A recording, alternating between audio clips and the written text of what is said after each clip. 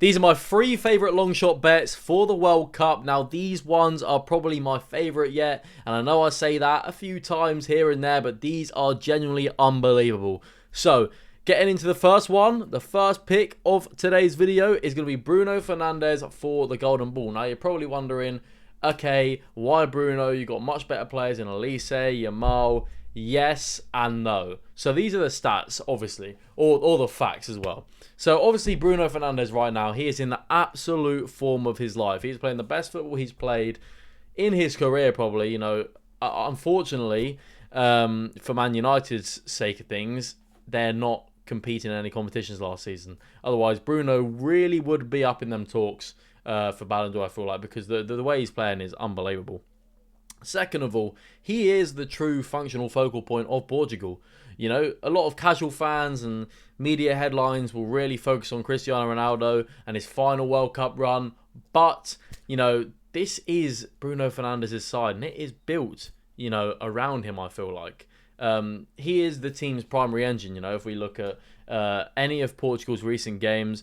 You know, he's got an absolute array of attacking talent around him. And the thing is as well, with Bruno being on such good form in the league this season, that is going to be even better than he's been in previous tournaments, such as the Nations League, etc., etc.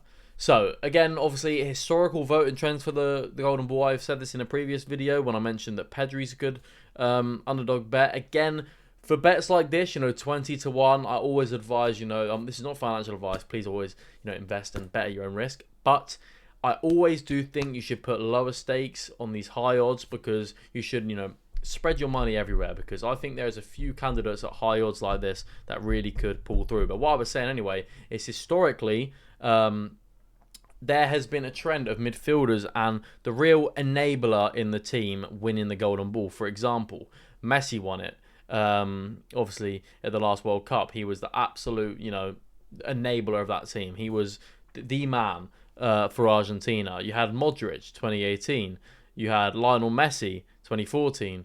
You know, all these different players that have won the Golden Ball, and it's been because they've been the enabler of the teams. So, again, I feel like this is the reason why it could be a very good bet. And moving on to the second one, we have Lamine Yamal with the most assists at 12 to 1. Now, if you guys watch Lamine Yamal, you'll know the absolute ridiculous passing skills he has. He is probably the best passer of a football in world football right now. He is ridiculous in terms of the way he can just, you know, casually finesse the ball, you know, trivela it, right from the right in the middle. It's just ridiculous. It is absolutely ridiculous. And obviously Spain are tournament favourites, so they probably will put in a deep run, which will give Lamine Yamal even more games to rack up these assists. Now, the one point that people are like, a bit iffy on is he going to play the early games? And obviously he's coming back from a hamstring injury. How good is he going to be? This is the gamble you've got to take, because I feel like if this gamble wasn't in play right now, if, you know, the bookies knew that he'd be fit and he didn't have this injury beforehand, these odds would probably be a lot lower, probably, you know, 8 to 1, maybe even lower than that. But because of his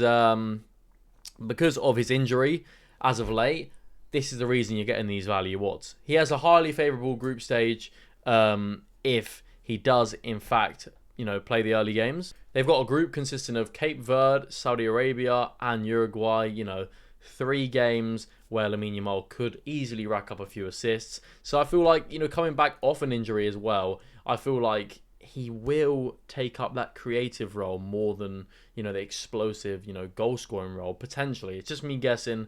Obviously, we haven't seen him come back from the injury yet, so it's all sort of guesstimating.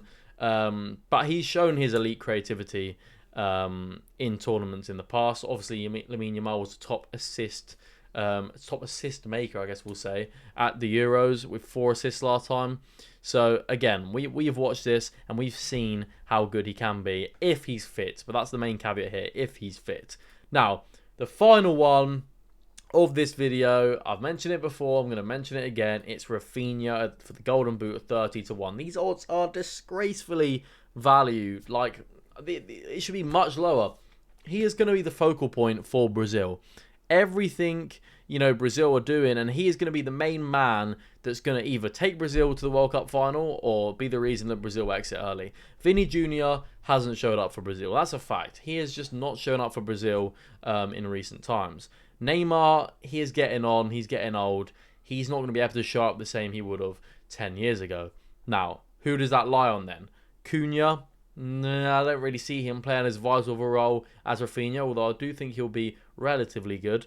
And then obviously you have Rafinha. Rafinha is in absolutely cracking form these past couple of seasons. I think if he can carry over what he's done from Barcelona over to Brazil, they have a really, really, really good chance at this World Cup. And I do think they can get through to at least the semis. And if they get knocked out in the semis, he could still be in golden boot talks as long as he racks up a few goals early on. So yeah, that's my 3 best long shot picks. Let me know yours down below. Thanks for watching.